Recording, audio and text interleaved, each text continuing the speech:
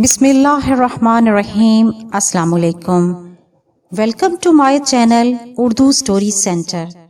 نئے آنے والوں سے گزارش ہے کہ چینل کو سبسکرائب کر دیجئے اور چینل پر موجود گھنٹی کے بٹن کو ضرور پریس کر دیں تاکہ ہر آنے والی نئی ویڈیو کی اپڈیٹ سب سے پہلے آپ تک پہنچ سکے۔ آج میں آپ کی خدمت میں جو ٹاپک لے کر حاضر ہوئی ہوں وہ ہے حضرت ادریس علیہ السلام کے بارے میں۔ وجہ نام ادریس یہ ہے کہ پڑھانے کی کثرت کے سبب لقب آپ کا ادریس ہوا، اور علم نجوم آپ کے معجزات میں سے ہے۔ وہ زمین پر عبادت کرتے اور ان کو فرشتے سب آسمان پر لے جاتے۔ ارشاد باری تعالیٰ ہے، اور یاد کر کتاب میں ادریس کو کہ وہ تھا سچا نبی، ہر روز پیرہن سیتے تھے، ہر دم سینے میں تسبیح پڑھتے تھے، اور وہ اجرت سلائی کی کسی سے نہ لیتے تھے۔ ایک روز کا ذکر ہے کہ وہ اپنے کام سے فراغت پا کر بیٹھے تھے کہ اسی وقت ملک الموت آدمی کی صورت بن کر مہمان کے طور پر رات کو حضرت ادریس علیہ السلام کے دروازے پر آ پہنچے۔ آن حضرت صائم الدہر تھے۔ جب شام ہوتی افطار کرتے وقت کھانا آپ کا بہشت سے آتا، جس قدر چاہتے کھا لیتے، باقی کھانا پھر بہشت میں چلا جاتا۔ اور اس دن کا کھانا جب بہشت سے آیا تو حضرت ادریس علیہ السلام ان کا یہ حال دیکھ کر متعجب ہوئے کہ یہ کون شخص ہے۔ جب روز روشن ہوا تو حضرت ادریس علیہ السلام نے ان سے کہا کہ اے مسافر، تو میرے ساتھ چل، خدا کی قدرت صحرا میں جا کر دیکھیں۔ تب دونوں بزرگ گھر سے میدان کی طرف نکلے۔ جاتے جاتے ایک گیہوں کے کھیت میں جا پہنچے۔ حضرت ملک الموت نے کہا کہ چلو اس کھیت سے چند خوشے گیہوں کے لے کر تم اور میں کھا لیں۔ حضرت ادریس علیہ السلام نے فرمایا کہ عجب ہے کہ تو نے شب گزشتہ کو کھانا حلال نہ کھایا، اب حرام کھانا چاہتا ہے۔ پھر وہاں سے دونوں بزرگ ایک دوسرے باغ میں جا پہنچے۔ وہاں بھی انگور دیکھ کر حضرت اسرائیل علیہ السلام نے کھانے کا قصد کیا۔ حضرت ادریس علیہ السلام نے فرمایا کہ تصرف ملک غیر میں حرام ہے۔ پھر جاتے جاتے ایک بکری دیکھ کر اسرائیل علیہ السلام نے کھانے کا ارادہ کیا۔ پھر حضرت ادریس علیہ السلام نے کہا بیگانی بکری کو ذبح کر کے کھانا ممنوع ہے۔ بس اسی طرح 3 روز تک دونوں باہم گفتگو کرتے رہے، جبکہ ادریس علیہ السلام نے معلوم کیا کہ یہ کون شخص ہے، بنی آدم میں سے تو معلوم نہیں ہوتا۔ تب حضرت نے فرمایا کہ خدا کے واسطے ظاہر تو کرو کہ تم کون ہو۔ اس نے عرض کیا کہ میں اسرائیل ہوں۔ اب حضرت ادریس علیہ السلام نے فرمایا کہ بھائی، کیا سب مخلوقات کی جان تم ہی قبض کرتے ہو؟ انہوں نے کہا کہ ہاں۔ حضرت نے فرمایا کہ شاید تم میری جان قبض کرنے کے لیے ہی آئے ہو۔ انہوں نے کہا کہ نہیں، میں تو تمہارے ساتھ خوش طبعی کرنے آیا ہوں۔ حضرت ادریس علیہ السلام نے کہا کہ آج 3 دن سے تو میرے ساتھ ہے، اس عرصے میں بھی تو نے کسی کی جان قبض کی ہے؟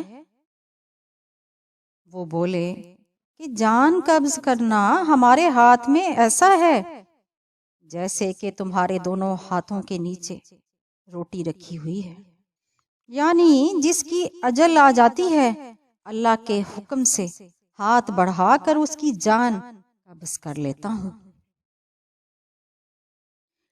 اور بولے اے حضرت ادریس علیہ السلام، میں چاہتا ہوں کہ تیرے ساتھ رشتہ برادری کا کروں؟ حضرت ادریس علیہ السلام نے فرمایا کہ میں تیرے ساتھ رشتہ برادری کا تب کروں کہ تلخی جان کی ایک بارگی تو مجھ کو چکھا دے، تاکہ خوف اور عبرت مجھے زیادہ ہو اور پھر عبادت اپنے خالق کی زیادہ کروں۔ ملک الموت نے کہا، بے رضا، الہی کسی کی جان قبض نہیں کر سکتا ہوں۔ تب حضرت ادریس علیہ السلام نے خداوند قدوس کی درگاہ میں عرض کی، حکم ہوا کہ جان ادریس کی قبض کر۔ انہوں نے حضرت ادریس علیہ السلام کی جان قبض کر لی۔ پھر ملک الموت نے خدا کی درگاہ میں دعا مانگی، پھر اللہ نے ان کو زندہ کیا اور حضرت ادریس علیہ السلام نے اٹھ کر ملک الموت کو اپنی گود میں لے لیا۔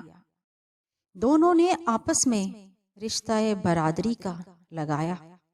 پھر ملک الموت نے ان سے پوچھا، اے بھائی جان، تلخی جان کنی کی کیسی تھی؟ وہ بولے، جیسے کسی زندہ جانور کی کھال سر سے پاؤں تک کھینچی جاتی ہے۔ ملک الموت نے کہا، اے بھائی، قسم ہے رب العالمین کی، جیسا کہ میں نے تیرے ساتھ احسان کیا ایسا کسی کے ساتھ نہیں کیا۔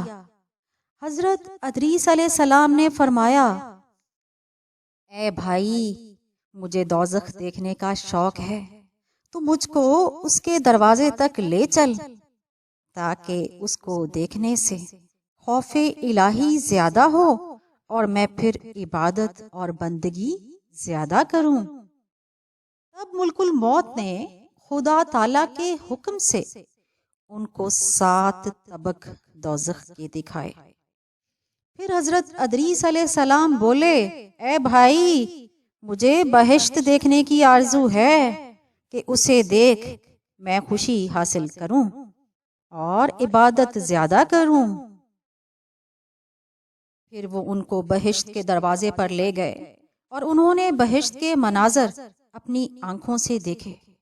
پھر کہنے لگے، اے بھائی، میں تلخی جان کنی کی چکھ چکا ہوں، دوزخ بھی دیکھی، مگر جگر میرا مارے پیاس کے جل گیا۔ اجازت ہو تو بہشت میں جا کر ایک پیالہ پیوں۔ تب اس نے کہا کہ تم وہاں سے واپس آنے کا عہد کرو۔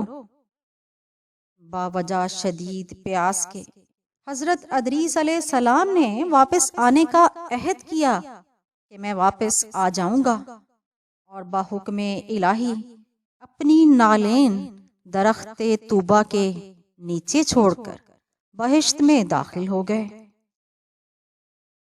کیونکہ عہد باہر آنے کا کیا تھا اور نالین کو بھی درخت طوبہ کے نیچے چھوڑ آئے تھے، بہشت سے باہر نکل کر اپنی نالین کو لے کر بہشت میں جا کر درخت پر جا بیٹھے۔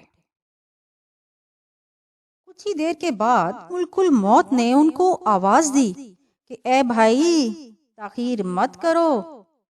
اس کے جواب میں حضرت ادریس علیہ السلام نے فرمایا، اے مشفق جبار عالم فرماتا ہے، کل نفس ذائقۃ الموت،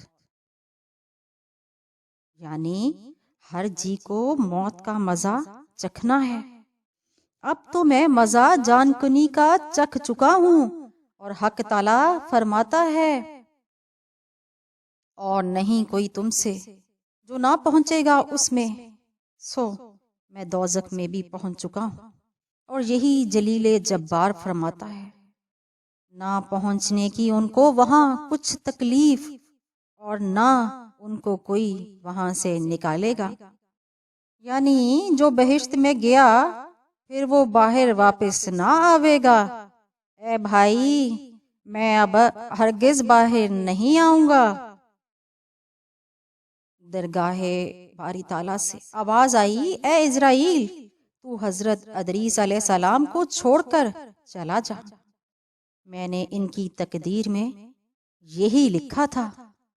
حضرت ادریس علیہ السلام موت کا مزہ چکھ کر اور دوزخ بھی دیکھ کر جنت میں جا رہے۔ تب حضرت اسرائیل علیہ السلام بولے، بہشت حرام ہے انبیاء پر جب تک کہ خاتم الانبیاء محمد مصطفیٰ صلی اللہ علیہ وآلہ وسلم داخل نہ ہو بہشت میں۔ پھر آواز آئی، اے اسرائیل، میں بہشت کو دریغ نہیں رکھتا ہوں، لیکن اول بہشت میں محمد صلی اللہ علیہ وآلہ وسلم داخل ہوں گے، بعد میں سب امت ان کی۔ اور قول دوسرا یہ ہے کہ طواف کرنے والے سب طواف کرتے رہیں بہشت میں۔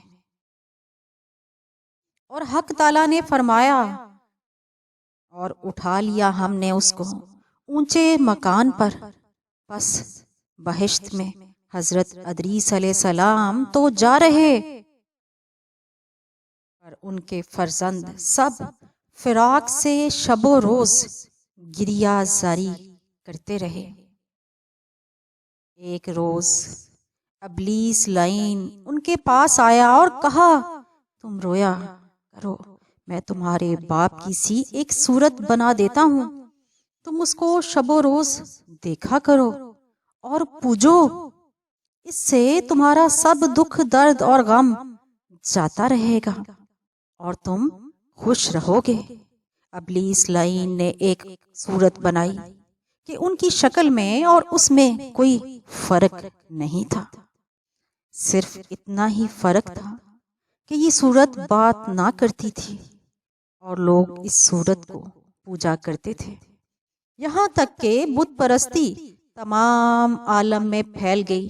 مشرق سے مغرب تک یہ رواج جاری رہا۔ کوئی آدمی اللہ تعالیٰ کو نہ جانتا تھا، علم و عمل ان میں مفقود تھا۔ بعد خدا تعالیٰ نے حضرت نوح علیہ السلام کو ان پر پیغمبر بنا کر بھیجا تاکہ ان کو راہ ہدایت کی بتا دے۔ واللہ اعلم بالصواب۔